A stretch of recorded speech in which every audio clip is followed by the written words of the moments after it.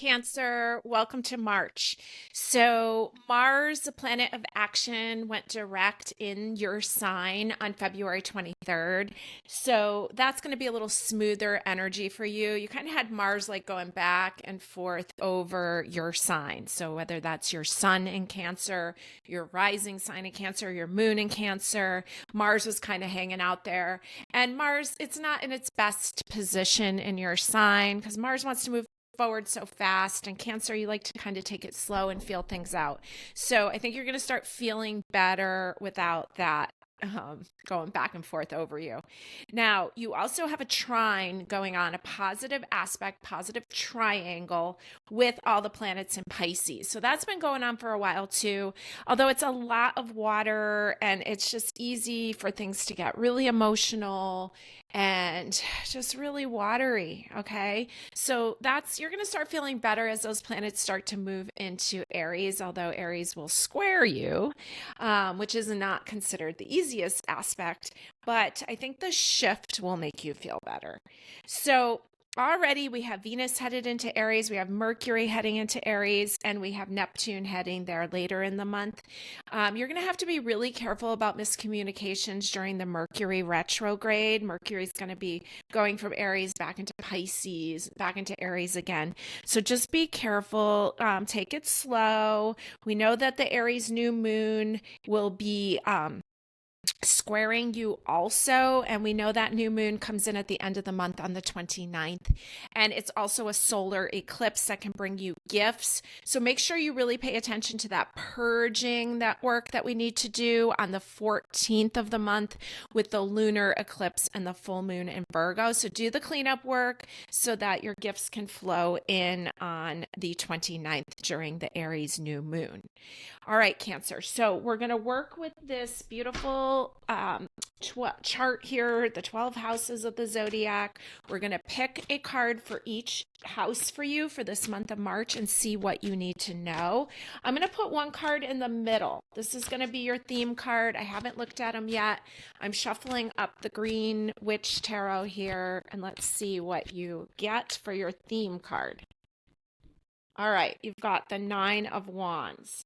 So there's a lot going on. We know we're in a 9-year in numerology, right? Because 2025 equals the number 9. So we've got a lot going on. All those wands. He looks a little overstimulated, and that can be how you feel with the 9 of Wands. There's a lot to pay attention to, okay?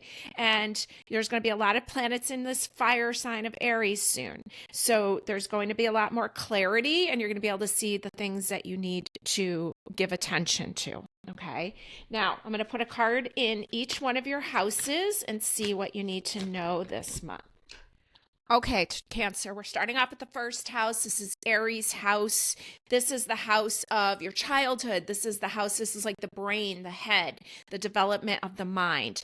On this sheet here that I borrowed from Teresa Reed, the tarot lady, I took a course with her and I kind of printed this out that she gave me.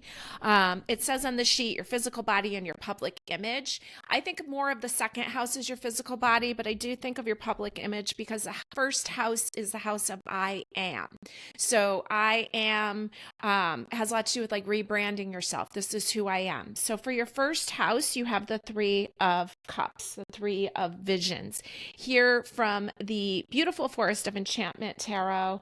And so it looks like there's a lot of joy, like you're seeing like people are happy to see you.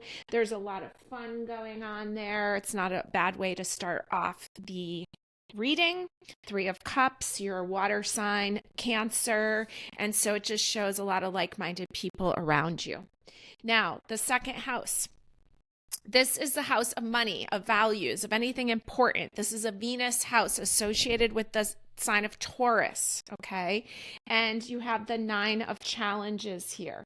So this is the Nine of Swords traditionally, and we can see someone who looks a little scared, who's kind of climbed into what feels like it looks like a womb, but it's the root of the tree. So there's a little bit of fear. And there's a fear of all that could, all the unknown, the fear of the dark. Look at that tree over there looking so ominous. Okay. So your public image, you may look like you're light and cheery and everything's good and you have all your friends around you, but you might be really scared inside about money. And, remember that the Nine of Challenges, Nine of Swords it's all the thoughts. It's not always the ones that are going to be really manifest. Okay. Now, on the third house, this is Gemini's house. This is how you think, how you learn, how you communicate. This is the house of communication. It rules your environment, the people around you, like your neighbors, your siblings, your local community, okay? And, oh, that's so funny. It's this blank card, the Tarot Universal Dolly. This is like, this isn't really a tarot card. This is just a card that was in the deck. I think that's kind of funny that it's like listing everything, that there's 78 cards and 22 of them are major arcanas and 56 of them are minor arcanas. So I kind of take this in a way like everything's really well written out. Okay. So how you think and how you communicate, everything's really well addressed and communicated. Okay. Let's give you another card just to put over that for the third house. And we have the High Priest here. This is Dolly's deck. And so the High Priest, card number 5. And so the High Priest is usually seen as like a great advisor. It's also something about change. You may be changing advisors. You may be changing who you take advice from. But also, I think that you're a really good advisor. Okay, so that's coming up there in your third house. It's a major arcana, the first one to show up here. Now we move into the fourth house. This is the house of the home. This is your house, Cancer. It's ruled by the moon. It's an intuitive psychic house. It's watery, and the moon just feels and pulls people into, pulls what you need towards you. I think of the moon as the minute hand of the clock. So it like the great recorder. It remembers everything that's happened. This is about your root chakra. This is about getting grounded, feeling safe, which you like to feel, Cancer. And here's the Fool card showing up. Now, this is what the whole tarot deck is about, the Fool's Journey. And this particular card is from the Herbal Tarot by Michael Tierra and Candace Canton. And this is ginseng. So ginseng, we know it's very revitalizing. I actually am taking ginseng right now.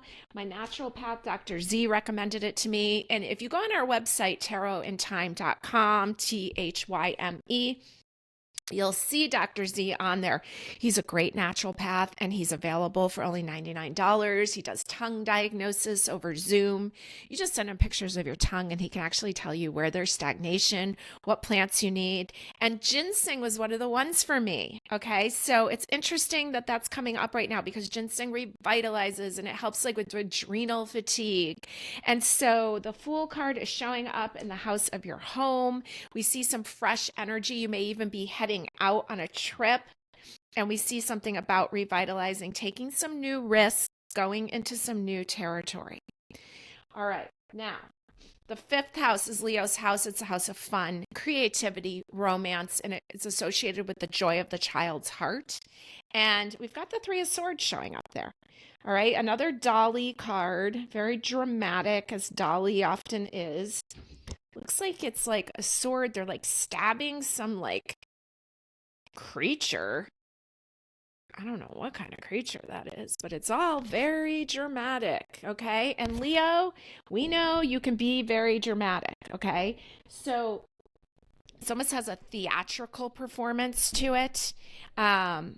So for your house of fun to have the Three of Swords, there's some old stuff there. You got to work through some drama in the love department. Look at your role in it. Okay. Look at your role in the drama.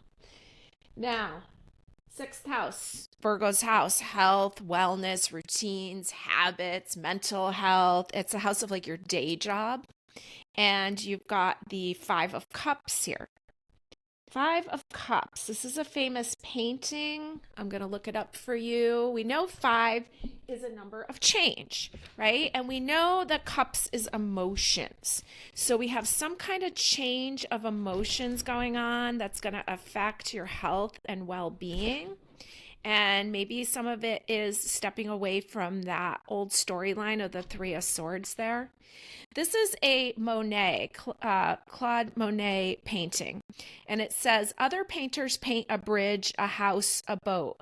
I want to paint the air in which the bridge, the house, and the boat are to be found, the beauty of the air around them, and that is nothing less than the impossible. It says the message is the need to let go of the past, forgive our mistakes, and make the most of our voyage through life. Interesting how it came in next to that Three of Swords. So we do see that it's in your best interest almost to clear the air, to move forward, and it's showing up as what's important for your health. Okay, so there's kind of like this revitalizing energy.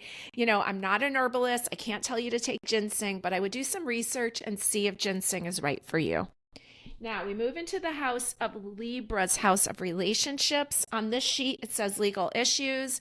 I'm going to change that to legal matters because I don't want legal issues. I want legal matters. I want to buy property and sign contracts and have good contracts coming in. Okay, so relationships, house number 7, and you've got the 8 of Cups.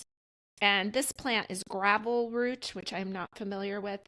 8 of Cups, 8 of emotions. And usually with 8 of Cups, we see someone walking away from something. This one, we see the boat floating off, okay? So there may be some things that you need to walk away from. There may be some relationships you need to walk away from. And maybe even if it's just like a short little boat trip, maybe you're just going for a little while, okay? But there's a need to step away. Now, we get into the 9th house. This is the house of Scorpio. This is the house ruled by Pluto and the original ruler, Mars. This is a hot and steamy house because it rules sex and it rules money, other people's money, combined money, rules taxes and death. What a house, huh? Scorpio's house, joint finances. And you have the Ace of Swords here and the plant chamomile. Not a bad thing, right? Chamomile's so calming. And it is an ace, something new idea, new thought, something is sprouting up here, okay? So it's kind of like you might have a new idea when it comes to money in a calm way, right? And I think about chamomile. I think chamomile, like some people are allergic to chamomile. And I think it's in the same family as, I forget what it is, but it's like some other trees that some people, like I think if you have tree pollen allergies, you have to be careful with chamomile. So there's something here that doesn't work for everybody, but something that can be very calming. And through the calm, the clouds are kind of clearing and this Ace of Swords is coming out. And so there's some new thoughts and some new, like almost like cuts in spending. Okay, calm. Now, we go into Sagittarius's house, 9th house, house of the higher mind, the house of philosophy, religious belief versus religious, like freedom from some of those beliefs. This is the house of publishing and teaching and the higher mind, religion and foreign travel. And here is the 7 of visions, the 7 of cups. There's a lot of options there. Everything's not clear right now, but it's all kind of floating around there. And so could be very caught up in like, not sure which way to go or not sure if you should travel right now, although I do see you stepping away a little bit, but almost like needing to address some of those things and some of those watery issues. Also, it's the house of freedom, and I feel like it's unclear right now which way you're going, but some new ideas are coming in as we saw in the 8th house. Now we move into the 10th house, which is Capricorn's house. It's the house of your career, your long-term standing in this world. It's the house of your legacy, your family, your reputation. It's the house of fame and awards. And here is the 6 of Pentacles. And so we see in this Dolly deck that there's some kind of financial exchange going on here. So this is not a bad thing to see in that house. There's some monies coming in.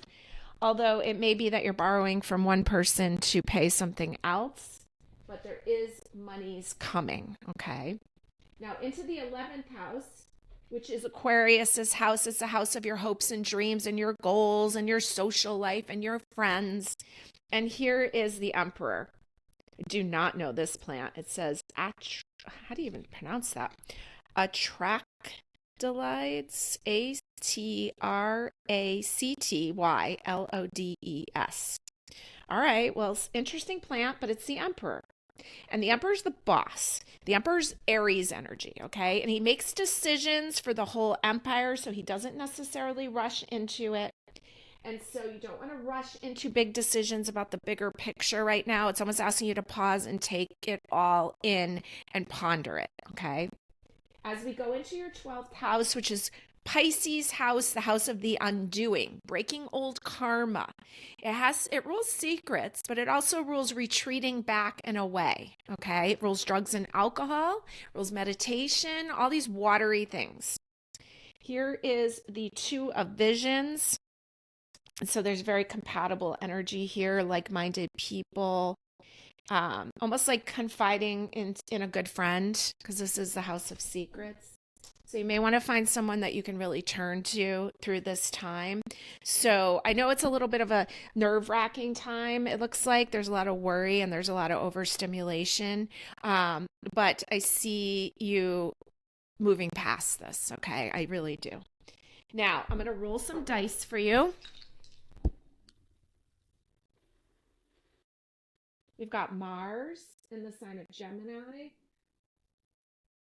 in the second house. Okay, so we got Mars, the planet of action, which I talked about in the beginning, how it's kind of moving over the sign of Cancer 3 times because it was retrograding. Now it's gone direct, so it's kind of going back over that swoop. So anything that's been going on for a while, kind of Mars is coming back over it right now. In the sign of Gemini, which is the communicator, to speak up, right? And then the second house is the house of money, the house of value. So we do see Mars gives you movement. And Gemini gives you ability to communicate, and the second house of value, okay? So seek out a great advisor, find a helpful friend to confide in, get the rest that you need because it's very overstimulating, and take a little break if that's possible. Look at some things for revitalizing energies such as ginseng. All right, let me give you some power days based on the dice that you rolled. You rolled Mars, and Mars rules the sign Aries. It also co-rules the sign Scorpio. So we start off the month with the moon in the sign of Aries. It gets in there on the 1st at 4:52 a.m. It stays there the 2nd and 3rd until 5:37 a.m. on the 3rd. Power times for you. Then it continues because you rolled Taurus. Oh, interesting. So you get these next few days because you get Taurus from the 3rd to the 4th to the 5th. Then we go right into Gemini, 5th, 6th, 7th until 11:29 a.m. on the 7th. Those are power times for you, Cancer. And then you also get the bonus days when the moon is in Scorpio, which happens on March 17th at 3:30 a.m. Eastern Standard Time through the 18th through the 19th until 4:17 p.m. Have a fabulous month, Cancer.